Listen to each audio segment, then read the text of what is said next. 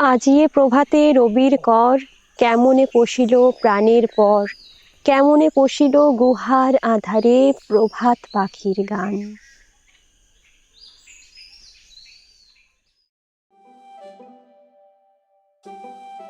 লাল মাটির দেশে নাচে পাহাড়, বন আর হাওয়া।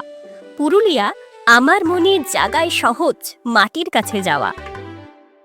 সূর্যের প্রথম আলো ছুঁয়ে যাচ্ছে পাহাড় আর জঙ্গলের নিস্তব্ধতা। আজ আমাদের লাল মাটির দেশ পুরুলিয়ায় দ্বিতীয় সকাল। আজকের যাত্রা শুরু করছি একের পর এক লুকিয়ে থাকা প্রাকৃতিক সৌন্দর্যের খোঁজে। আমাদের প্রথম গন্তব্য হচ্ছে পাহাড়ের বুক চিরে নেমে আসা অপরূপ মাছকুন্দা ফলস। তারপর নীল জলের রহস্য ভেদ করে দেখে নেব দাঁড়িয়ে থাকা মার্বেল লেককে। জঙ্গলের ভিতর দিয়ে এগোতে এগোতে কখন যে পৌঁছে যাব পুরুলিয়ার অন্যতম সুন্দর জলপ্রপাত বামনি ফলসে আর দুর্গা ফলসে, তার খোঁজ আমরা খুঁজেই পাবো না। এরপর দেব এক আধ্যাত্মিক বিরতি।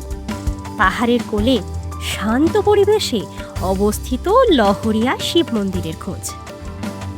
মন্দির দর্শনের পর ঘুরে দেখব লহরিয়া বা কেষ্টবাজার ড্যাম। লোয়ার ড্যাম আর আপার ড্যামের বিস্তীর্ণ জলরাশিকেও কিন্তু দেখতে ছাড়ব না। পাহাড়ি রাস্তা পেরিয়ে সোজা উঠে যাব ময়ূর পাহাড়ে। সেখান থেকেই পুরুলিয়ার প্রকৃতি ধরা দেয় এক অনন্য রূপে। আর দিনের শেষ আলোয় পৌঁছে যাব এক অসাধারণ সুন্দর জায়গায়, উকাম্বুরু সানসেট ভিউ পয়েন্ট, যাকে অবশ্য অনেকেই বলে থাকে সুইসাইড পয়েন্ট। যখন সূর্য ধীরে ধীরে পাহাড়ের আড়ালে হারাবে, তখন পুরুলিয়ার আকাশ রাঙিয়ে দেবে এক অপূর্ব রঙে। তাহলে চলুন শুরু করা যাক। আর আমি পৃথা, আপনাদের হোস্ট। আজকে এই লাল মাটির দেশ পুরুলিয়াতে আপনাদেরকে জানাচ্ছি ওয়ার্ম ওয়েলকাম। পাখির ডাকে ঘুম ভাঙছে মুরুগুমার। বাইরে ঠান্ডা হাওয়ার ঝাপটা চোখ মুখ ধুয়ে দিচ্ছে। ব্যালকনি থেকে অনুভব করছি প্রিয় পুরুলিয়াকে। ভোরের আলো আমাদের রিসর্টের গা ছুঁয়েছে। ফুলের বাগান শিশির ভিজে আরও সতেজ হয়েছে। দুপাশে সেই ভিজে পাতা আর মাটির গন্ধ, আর তার মাঝে ছোট্ট একটা যাতায়াতের রাস্তা। এছাড়াও রয়েছে অনেক বসার জায়গা। কাল যখন রাত্রিবেলা এখানে এসেছিলাম তো সমস্ত আলো দিয়ে সাজানো ছিল, কিন্তু আজ সকালবেলা দেখছি মানে ভ্যারাইটি রকমের ফুলের গাছ আছে, সব শীতকালীনই ফুল। দেখতে এত সুন্দর লাগছে, মানে ব্যবস্থাপনা এতটাই সুন্দর, সাজানো গোছানো এবং খুব নিলিবিলি। আমি তো এখানে এসে থেকে সেরকম মানুষজনের কেওস কিছু ফিল করলাম না। তো এখনো আছি যদিও দুদিন, তো দেখা যাক কেমন হয়। তবে এই সকালবেলা ঘুম থেকে উঠে এই প্রকৃতির মধ্যে মানে আমার বেশ ভালো লাগছে এই ফিলিংটা। তো যারা নিরিবিলি পছন্দ করো, এই রিসোর্টটা কিন্তু তাদের জন্য আমার মনে হয় একদম ঠিকঠাক। গরম লুচির স্বাদে ভরপুর হয়ে আমরা এবার রওনা দেব আমাদের ট্যুর শিডিউলে। আমরা 6 জন মনোরঞ্জনদার বোলেরোতে চেপে বসলাম। পছন্দ মতো সিট সিলেকশন করে নিয়েছি। প্রকৃতির সৌন্দর্য উপভোগ করতে করতে আমরা এগিয়ে চলেছি। ওয়েদার ঘোলাটে হয়ে এসেছে। এবার থেকে আর বলবো না আমরা 6 জন বেড়াতে যাচ্ছি, বরং বলবো 7 জন, কারণ বৃষ্টি তো কনস্ট্যান্ট আমাদের সঙ্গী হয়ে গেছে। বেশ খানিকটা পিচ রাস্তা পেরিয়ে মাটির পথ ধরলাম। চড়াই উতরাই পেরিয়ে এই যেন অন্য এক ঠিকানা, অন্য পুরুলিয়া। এক হাত দূরে দূরে রিসোর্ট দেখা যাচ্ছে। আমার না এই রাস্তা দেখে খুব বলতে ইচ্ছে করছে, সাক্ষী থাকুক শাল অসত্য বটের পেয়াদারা, সাক্ষী থাকুক ছাতিম পলাশ বুনো ফুলের ঘ্রাণ, সাক্ষী থাকুক কাদায় আঁকা আহত এক থাবা, সাক্ষী থাকুক হাজার বছর হাওয়ার গোরস্থান। আচ্ছা বলো তো, এই ইচ্ছেটা কি খুব অপ্রাসঙ্গিক? প্রকৃতি কত কি উন্মোচন করে, তাই না? বাঘ ছাড়া এখানে সব জীবজন্তুই প্রায় দেখা যায়। বসন্তের পলাশের সম্ভার এখানে থাকে ঠিকই, তবে শীতেও কিন্তু দেখতে পাবে পুটুস ফুল। রাস্তার দুধারে সাদা ফুলের বাগান দেখা যায়, যে গাছগুলো শীতের শেষে শুকিয়ে যায়। এই শুকনো ফুলগুলো পুরুলিয়ার পুটুস। দূরে দাঁড়িয়ে আছে পাহাড়, মাথা উঁচু করে ইতিহাসের সাক্ষী হয়ে। যদিও পুরুলিয়া মালভূমি, তাই সুউচ্চ পর্বতের চূড়া এখানে নেই। অযোধ্যা সার্কিটের সব পাহাড়ই প্রায় বাটির মতো দেখতে।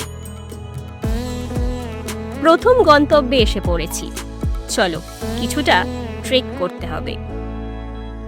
দেখছো আমাদের অ্যাক্টিভ ফ্যামিলিকে? সিনিয়র পার্সন কিন্তু অলরেডি 72, তাই মানবে তো age is just a number. মনের জোরই বড় জোর, কি তাই না? ওই দেখো মাছকুন্দা ফলস। জল কম আছে, শীতে এই অবস্থা থাকলেও বর্ষার গর্জন কিন্তু ভয়ানক। এরপর চললাম নেক্সট ডেস্টিনেশনে। আবারও শাল অসত্য পেরিয়ে আমরা চলেছি।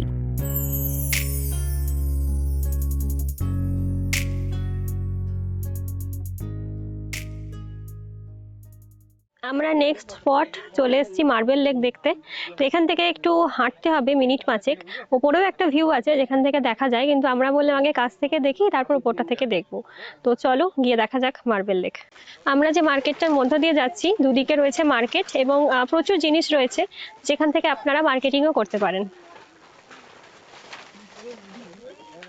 আগের স্পটটা যেরকম যেতে কষ্ট হচ্ছিল, এটা কিন্তু সেরকম নয়, সমতল, একটু এবড়ো খেবড়ো আছে, হয়তো মানে গাড়ি টাড়ি নিয়ে আসা অসম্ভব, সেজন্য হেঁটেই যেতে হচ্ছে, কিন্তু রাস্তাটা ভালো। মার্বেল লেকের সামনে দাঁড়িয়ে আছি, আর এই মার্বেল লেক কেন সৃষ্টি হলো সেই সম্পর্কে দুটো কথা বলি। প্রথম সেটা হলো এখান থেকে প্রচুর পরিমাণে মার্বেল তোলা হয়েছিল। তো এতটাই তোলা হয়েছিল যে আস্তে আস্তে সেখানে বৃষ্টির জল পড়ে একটা লেকের সৃষ্টি হয়। কিন্তু সব থেকে আশ্চর্যের যে ব্যাপার, যে এখনো কি পর্যন্ত এই যে মার্বেল লেক, এটা কতটা ডিপ সেটা কিন্তু জানা যায় না। পুরুলিয়া প্রধানত হচ্ছে ছোটনাগপুর মালভূমিরই একটি অংশ, এবং এখানে বেশিরভাগ সময় দেখতে পাবেন রূপান্তরিত শিলা। তো এইটা কিন্তু অ্যাকচুয়ালি নিশ, যেটা গ্রানাইটে রূপান্তরিত রূপ। এরপর আমরা যাব বামনি ফলস। জানো, আমি 2017-তে না একবার পুরুলিয়া এসেছিলাম। সেই বামনি ফলস দেখার ফিলিংসটা এখনো আমার খুব ভালো করে মনে আছে, কারণ 630টা সিঁড়ি আর পাথর পেরিয়ে প্রাণ চলে যাওয়ার উপক্রম হয়েছিল। বাবাকে বলেছিলাম এখানে এলেও আর আমি নামবো না, কিন্তু দেখো, I take the risk again. চলো যাওয়া যাক। পথের মাঝেই পথের খোঁজ পেয়েছি। সবুজ আর নীলের মিশ্রণে এ এক অপূর্ব রূপ। পথ পেরিয়ে অনেকটা যেতে হবে এখনো, কিন্তু এটা কিন্তু আইসুদিং, কি বলো? 250টা সিঁড়ি নামলে যে ভিউ দেখতে পাবে, 630-এ কিন্তু সেটা মিলবে না, এটা কিন্তু আমি গ্যারেন্টি দিচ্ছি। তবে এক্সপেরিয়েন্স করার ইচ্ছা হলে নেমো। এখান থেকে শুরু হচ্ছে পাথরের এবড়ো খেবড়ো রাস্তা, যেটা নামা কিন্তু খুবই কঠিন। এই দেখো, এইটা হলো সেই 630-এর দৃশ্য।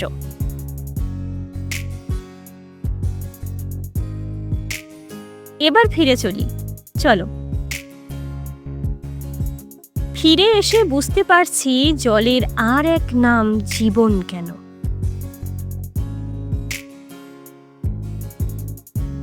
এরপর আমরা দেখেছিলাম দুর্গা ফলস। এখানে যাওয়ার সিঁড়ি বামনি ফলসের থেকে অনেক কম, তবে ধাপগুলো একটু উঁচু।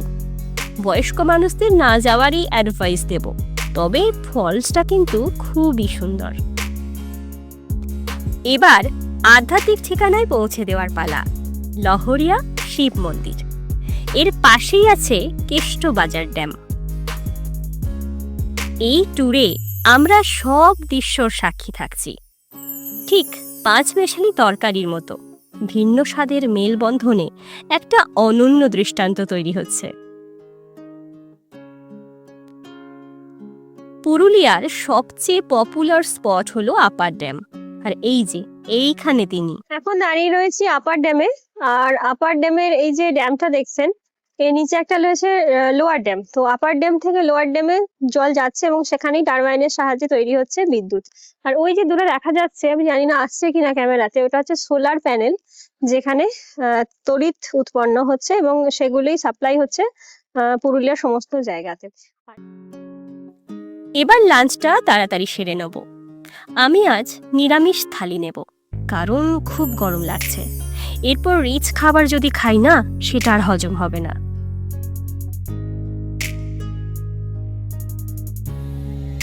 লাঞ্চ সেরে আমরা সোজা চলেছি ময়ূর পাহাড়ের দিকে। পরন্ত রোদের আভা এসে পড়েছে শালের পাতায়।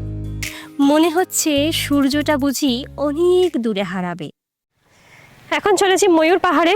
রাস্তা কিন্তু ভালো নয় খুব একটা, গাড়ি এখানে যাবে না। আমাদের যেখানে পার্কিং করা হয়েছে সেইখান থেকে মিনিট 10 কি 15, যাই হোক, হেঁটে যেতে হবে। তো আমরা এখন হাঁটছি। তো একদম টপে এখান থেকে সানসেটও দেখা যায়, কিন্তু এখন তো সানসেট টাইম নয়, বাট আমরা এমনি দেখে আসছি।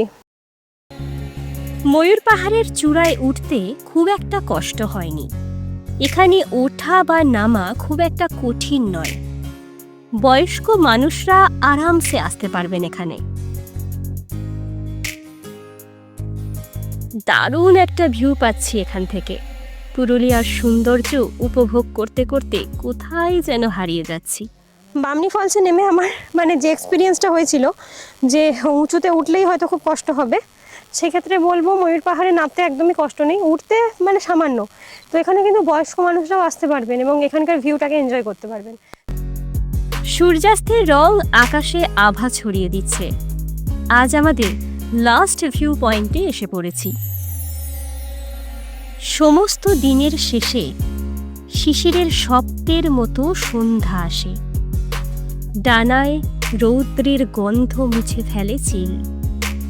পৃথিবীর সব রং নিভে গেলে পাণ্ডুলিপি করে আয়োজন। তখন গল্পের তরে জোনাকির রঙে ঝিলমিল। সব পাখি ঘরে আসে, সব নদী ফুরায় এ জীবনের লেনদেন। থাকে শুধু অন্ধকার, মুখোমুখি বসিবার বনলতাসীন। আজকে আমাদের লাস্ট সাইট সিইং পয়েন্ট হচ্ছে উকাম্বুরু ভিউ পয়েন্ট। আর এখান থেকে আমরা দেখব সানসেট। তো অসাধারণ একটা ভিউ, চারিদিকে দেখাই যাচ্ছে পাহাড়, ড্যাম, অনবদ্য। এবং তার সাথে আরেকটা জিনিস, যেখানে অনেক রকমের পাথর পড়ে রয়েছে, এগুলো কিন্তু প্রত্যেকটা হচ্ছে রূপান্তরিত শিলা।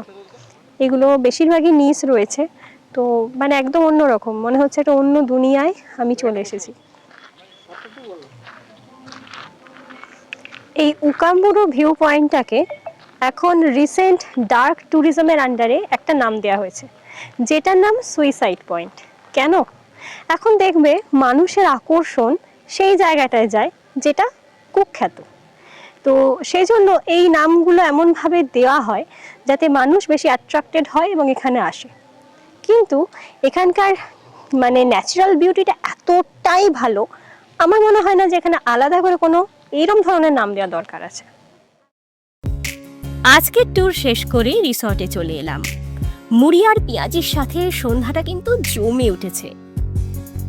রাতের অন্ধকারের আলোকসজ্জায় সজ্জিত হয়ে আছে মুরুগুমা ইকো রিসোর্ট। আজ আর নয়, ডিনার করে লম্বা একটা ঘুম দেব, কারণ কাল আবার নতুন ঠিকানা আমাদের ডাক দিচ্ছে, যে যেতে হবে তো নাকি। আজ তুমি বরং স্বপ্নে এসো পুরুলিয়া, আমার প্রিয় পুরুলিয়া।